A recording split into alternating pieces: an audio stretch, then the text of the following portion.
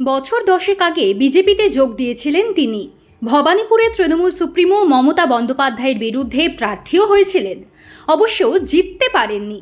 2019 সালের লোকসভা নির্বাচনেও কলকাতা দক্ষিণ আসন থেকে বিজেপির টিকিটে প্রার্থী হয়েছিলেন তিনি, সেবারও হেরে যান। এরপর ধীরে ধীরে বিজেপির সঙ্গে দূরত্ব বাড়ে তাঁর।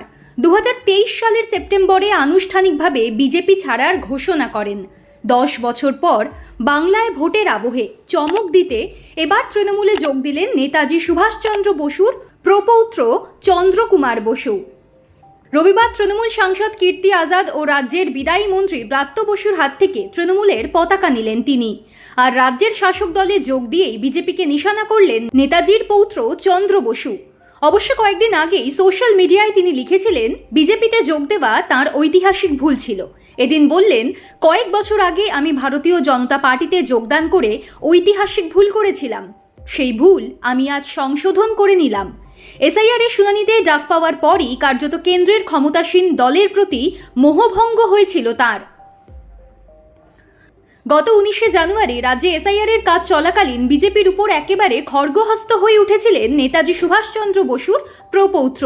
শুনানির নোটিশ পেয়ে বিস্মিত ও ক্ষুব্ধ চন্দ্র বসু সরাসরি নির্বাচন কমিশনের উদ্দেশ্যে প্রশ্ন তুলেছিলেন, নেতাজির প্রপৌত্র আমাকে নাগরিকত্বের প্রমাণ দেখাতে হবে?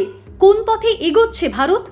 দেশনায়ক নেতাজির পরিবারের সদস্যকে এভাবে শুনানির জন্য নোটিশ পাঠানোর বিষয়টি প্রকাশ্যে আসতেই জোর শোরগোল শুরু হয়ে গিয়েছিল। চাপে পড়ে নোটিশ পাঠানোর কারণ ব্যাখ্যা করে রাজ্য নির্বাচন কমিশন। জানায় তার এনুমারেশন ফর্মে তথ্য অসম্পূর্ণ, তাই তাঁকে শুনানিতে ডাকা হয়েছে। এরপর অবশ্য তথ্য পেশ করার পর চূড়ান্ত ভোটার তালিকায় নাম ওঠে নেতাজির প্রপৌত্রের। কিন্তু সেই ক্ষোভে প্রলেপ পড়েনি বলেই কি এবার পদ্ম শিবির ছেড়ে মমতা বন্দ্যোপাধ্যায়ের লড়াইয়ে সামিল হওয়ার জন্য ঘাসফুলে নাম লেখালেন তিনি। রবিবার তৃণমূল ভবনে সাংবাদিক বৈঠক করে চন্দ্র বসু বলেন, 2014 সালে প্রথম যখন নরেন্দ্র মোদী দেশের ক্ষমতায় এসেছিলেন, আমার তখন তাঁকে খুব ভালো লেগেছিল। তিনি দেশকে প্রগতির পথে এগিয়ে নিয়ে গিয়েছিলেন। এরপর 2016 সালে আমি যখন ওই দলে যোগ দিই, ধীরে ধীরে দেখতে পাই যে ভারতীয় জনতা পার্টি দেশের সংবিধানটাই মানে না। তার উপর বাংলার যে সংস্কৃতি তার সঙ্গে কোনো মিল নেই।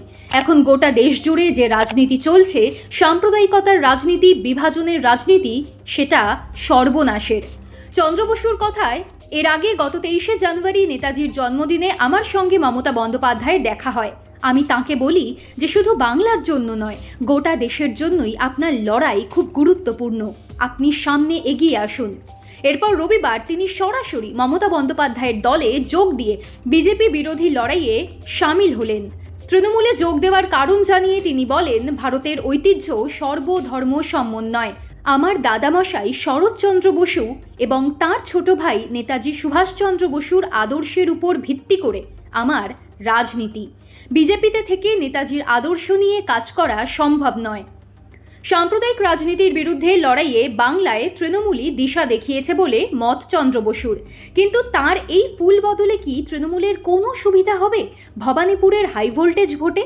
নেতাজির বংশধরের দৃঢ় বিশ্বাস, ভবানীপুরে মমতা বন্দ্যোপাধ্যায়ের বিকল্প এখনও কেউ নেই। ওখানে মমতা বন্দ্যোপাধ্যায়ই জিতবেন।